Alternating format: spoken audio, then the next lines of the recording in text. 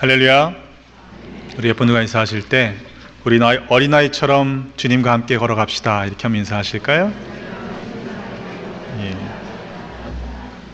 우리 아빠 되신 하나님 앞에서 정말 어린아이 같은 마음으로 그렇게 살아가면 하나님께서 우리에게 더 은혜 위에 은혜를 주실 줄로 믿습니다. 미국에서는 365일이 어린이날이죠. 그런데 우리 한국에서는 5월 5일이 어린이날로 지킵니다. 그래서 우리 교회도 5월 첫째 주일 어린이 주일로 지키고 있습니다. 바라기는 우리에게 주신 믿음의 자녀들 예수 안에서 또 믿음으로 잘 키워가는 우리 모두가 되시기를 주님의 이름으로 축원합니다. 아이들과 함께 예배드리는 것이 조금 어수선하고 또 번거로운 일이지요. 그러나 제가 믿기는 이 예배가 저 아이들에게는 평생에 기억되는 예배가 될 것이라는 사실입니다. 우리말을 제대로 알아듣지도 못하는 아이들이 어떻게 그 예배를 기억하겠느냐 이렇게 질문하실 수 있죠. 우리가 기억해야 할 것은 신앙교육은 지식이나 정보의 전달이 아니라는 사실입니다. 신앙은 이처럼 부모님의 세대와 함께 경험한 신앙적인 일들이 그 경험들이 기억되는 것이기 때문입니다.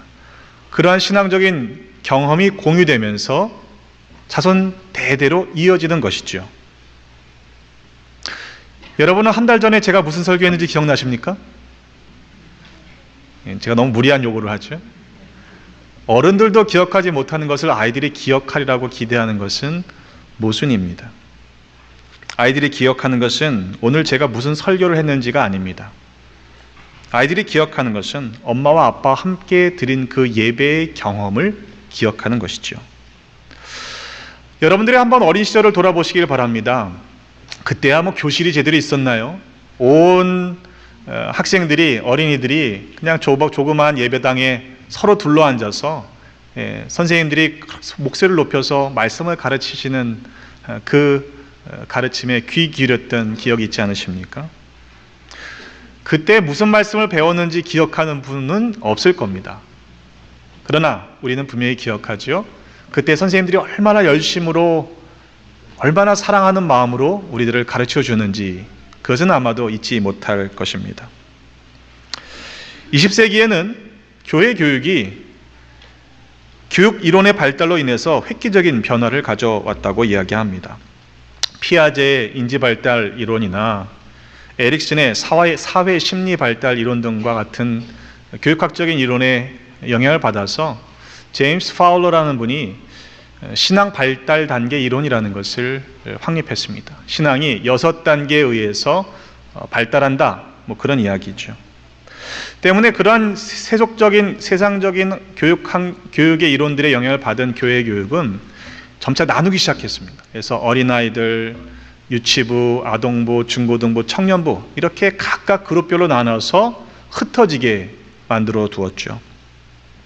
문제는 그러한 과정이 오히려 세대와 세대 사이에 공유할 수 있는 신앙적인 경험을 점점 줄여놓았다라는 것입니다. 함께 할 수 있는 신앙의 경험들이 점점 줄어들었던 것이죠. 만일 자녀들의 믿음이 시설과 환경에 의해서 좌우되는 것이라면 오늘날 각 그룹들마다 교실을 제공하고 영상시설과 교육 환경이 이전보다 비교할 수 없을 정도로 훨씬 좋아졌기에 그들의 신앙은 더 마땅히 나아졌어야 합니다. 하지만 안타깝게도 20세기의 교회교육, 신앙교육은 실패했다라는 자성의 목소리가 점점 커지고 있습니다. 실제로 한국에서는요, 교회학교가 없는 교회가 점점 더 많아지고 있습니다. 아이들이 없는 게 아니에요. 새벽부터 저녁 늦게까지 아이들은요, 학생들은요, 학원에서 북적북적 됩니다. 학원은 학생들로 10,000원입니다.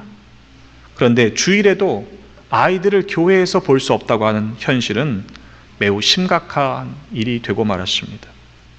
모든 여건과 환경은 비교할 수 없을 정도로 좋아졌는데 어쩌다가 우리의 신앙교육은 이렇게 위태로운 상황에 이르게 된 것일까요?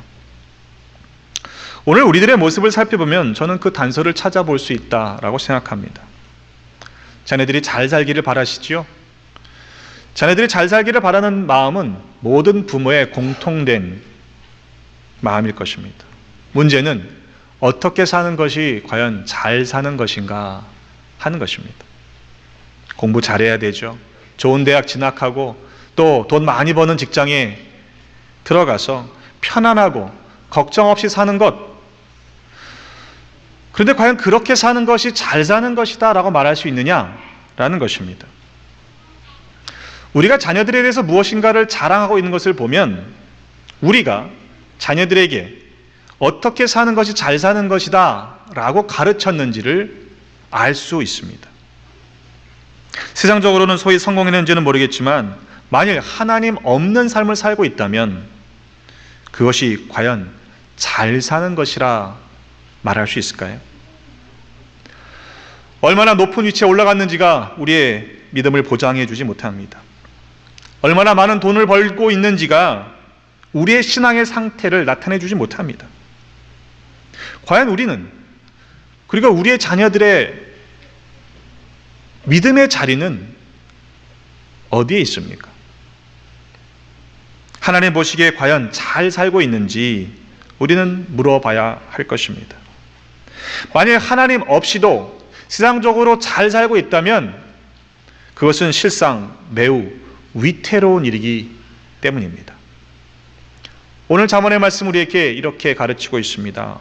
마땅히 행할 길을 알게 가르치라.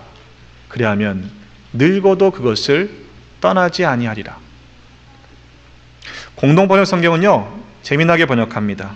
3살 버릇 80까지 간다. 마땅히 따를 길을 아이에게 가르쳐라. 마땅히 행할 길이라고 했습니다. 당연한 것입니다. 문제는 그 마땅하다는 기준이 시대적으로 다 다르다는 데 있죠. 편하다는 것입니다. 여러분, 무엇이 마땅한 것입니까? 성경에서 마땅하다라는 말씀들을 찾아보았습니다. 사도행전 5장 29절의 말씀에 보면 베드로와 사도들이 대답하여 이르되 사람보다 하나님께 순종하는 것이 마땅하도다. 디모데후서 2장 6절의 말씀, 수고하는 농부가 곡식을 먼저 받는 것이 마땅하니라. 요한 1서 3장 16절 말씀, 그가 우리를 위해 목숨을 버리셨으니 우리가 이로써 사랑을 알고 우리도 형제들을 위하여 목숨을 버리는 것이 마땅하니라. 신명기 14장 22절, 너는 마땅히 매년 토지소산의 11조를 드릴 것이며, 잠언 3장 27절은 네 손이 선을 베풀 힘이 있거든 마땅히 받을 자에게 베풀기를 아끼지 말며, 출애굽기 18장 20절의 말씀은 그들에게 율례와 법도를 가르쳐서 마땅히 갈 길과 할 일을 그들에게 보이고, 시편 33편 1절 말씀은 너희 의인들아 여호와를 즐거워하라. 찬송은 정직한 자들이 마땅히 할 바로다.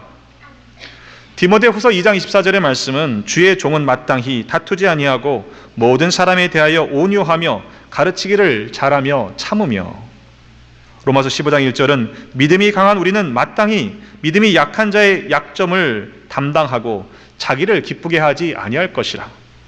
전도서 5장 2절은 너는 하나님 앞에서 함부로 입을 열지 말며 급한 마음으로 말을 내지 말아라. 하나님은 하늘에 계시고 너는 땅에 있음이니라. 그런즉 마땅히 말을 적게 할 것이니라. 데살로니가전서 4장 1절의 말씀은 그러므로 형제들아 우리가 끝으로 주 예수 안에서 너희에게 구하고 권면하노니 너희가 마땅히 어떻게 행하며 하나님을 기쁘시게 할 수 있는지를 우리에게 배웠으니 곧 너희가 행하는 바라 더욱 힘쓰라. 이렇게 말씀했죠.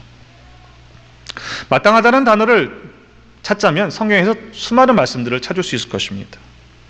문제는 말씀에서 마땅하다라고 하는 그 말씀들을 우리도 당연하게 여기고 마땅하게 여기고 살아가고 있느냐라는 것입니다.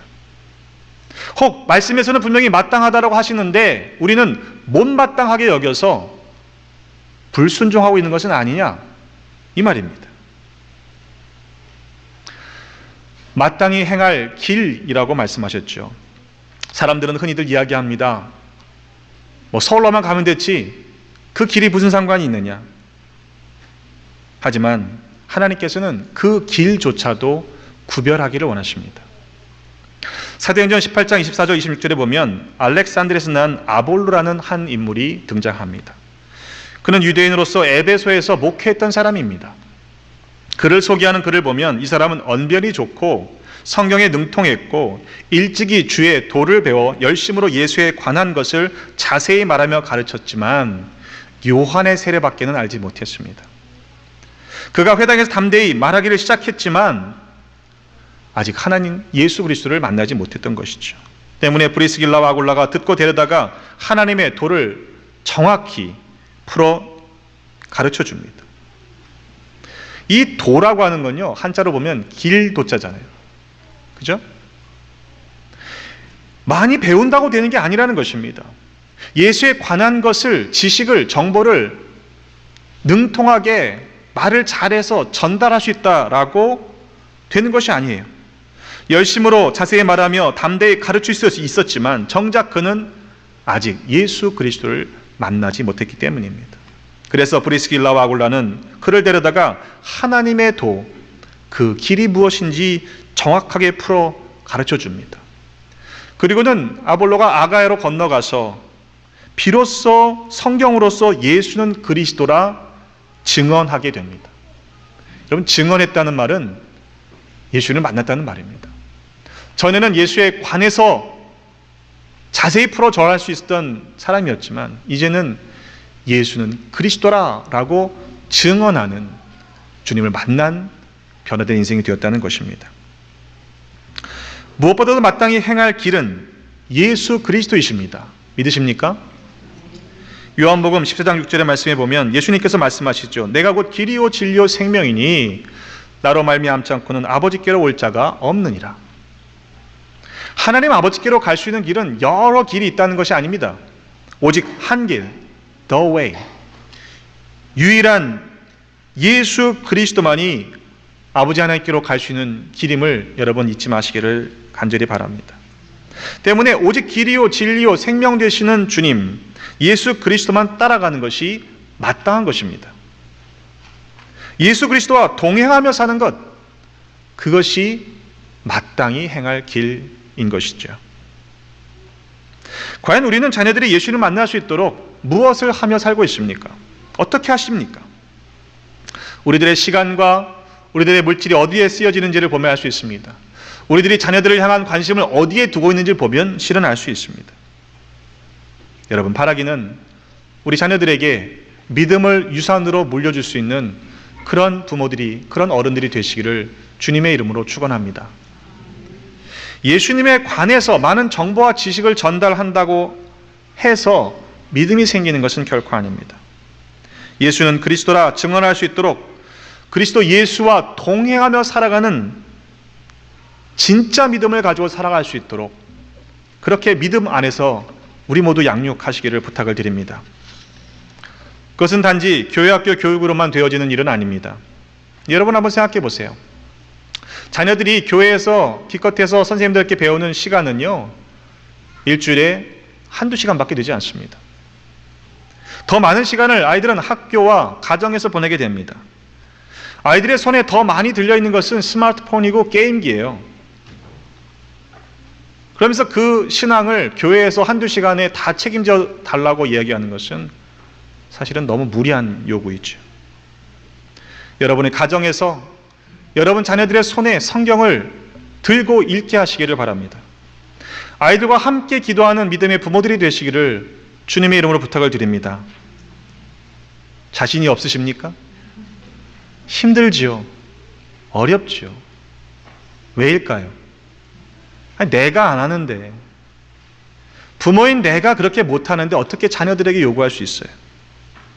여러분, 어렵다고 힘들다고 안 하실 것입니까? 공부는 왜 시키십니까? 어렵고 힘든데. 여러분, 처음부터 잘할 수 없습니다. 어릴수록 좋습니다. 마땅히 행할 길을 가르치는 우리 모두가 되십시다. 공부해라 공부해라 하는 잔소리보다 더 먼저 아이들이 들어야 할 것은요, 성경을 읽는 거예요. 기도하는 거예요. 어렸을 때부터 그런 훈련들을 시키시기를 간절히 바랍니다. 지난주에 3부 예배 시간에 저는 아동부와 함께 어린이들과 함께 예배를 드렸고요. 제가 설교를 하고 그리고 성찬식을 아이들을 위해 집례하고 그리고 마지막에 축도를 했습니다. 전사님이 예배를 집례하시니까 아이들이 축도받을 기회가 많지 않잖아요. 아이들과 함께 기도하자 그러면요, 아이들은요 처음에는 눈을 감지만 대부분 눈을 뜨게 돼 있습니다. 그게 지극히 정상입니다. 제가 교육전사 시절에 교육전사의 역할을 하다가 이제 목사 안수를 받고 목사가 되었습니다. 그리고 처음으로 아이들에게 축도하는 시간이었어요. 바로 전주까지는 교육전사님이었는데 이번 주에는 목사님이 됐다고 기도를 하자는데, 자, 기도하자. 그리고 눈을 다 감고는 제가 축도를 손을 들어 쫙 기도했어요. 그리고 눈을 딱 떠보니까 300명의 아이들이 다 손을 들고 있더라고요. 교사 교육을 할 때마다 제가 강조하는 것은 아이들이 눈을 뜰 때 너희들 눈 뜨지 마 이렇게 째려보는 게 선생님의 역할이 아니라는 거예요. 오히려 아이들이 눈을 떴을 때 간절히 기도하고 있는 모습을 보여주는 것이 선생님의 역할이다라고 제가 가르칩니다. 아이들에게 모범이 될 수 있는 그런 부모, 그런 선생님들이 되어주시기를 간절히 주님의 이름으로 부탁을 드립니다. 그제 저녁에 금요 저녁 예배를 드릴 때예요. 제가 설교를 시작했는데 저 라비에서 뭐 검은 게 왔다 갔다 해요. 보니까 다람쥐 한 마리가 들어왔더라고요. 성도님들은 설교를 집중하시니까 모르잖아요. 근데 저는 계속 그게 바더가 되는 거예요.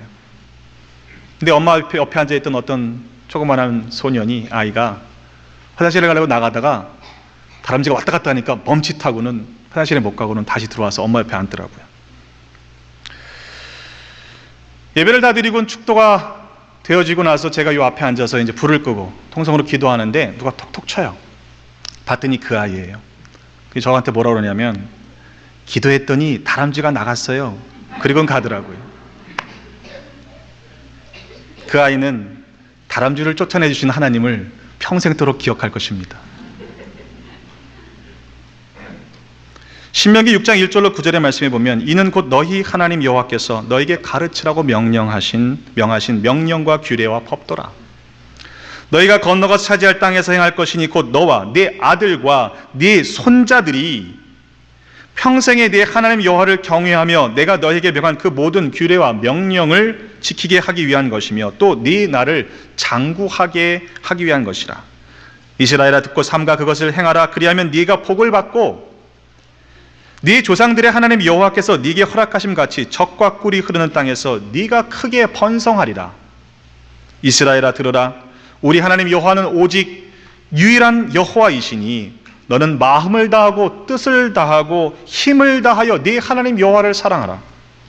오늘 내가 네게 명하는 이 말씀을 너는 마음에 새기고 네 자녀에게 부지런히 가르치며 집에 앉았을 때든지 길을 갈 때든지 누워 있을 때든지 일어날 때든지 이 말씀을 강론할 것이며 너는 또 그것을 네 손목에 메어 기호를 삼으며 네 미간에 붙여 표를 삼고 또 네 집 문설주와 바깥문에 기록할지니라. 한순간도 말씀에 떠나지 않게 그렇게 부지런히 가르치라는 이야기입니다. 여러분, 마땅히 행할 길을 우리 믿음의 자녀들에게 가르치십시다. 그러기 위해서는 먼저 우리가 믿음의 길로 행해야 하는 것이죠. 무엇을 자랑하시겠습니까? 무엇을 물려주시겠습니까? 자녀들이 하나님께 대하여 부유한 자로 살아갈 수 있도록 믿음 안에서 양육하는 우리 모두가 되어주시기를 주님의 이름으로 부탁을 드립니다. 그리고 그렇게 믿음에 자라나는 자녀들과 함께 주님과 동행하며 살아가는 복을 우리 모두가 누리시기를 주님의 이름으로 축원합니다.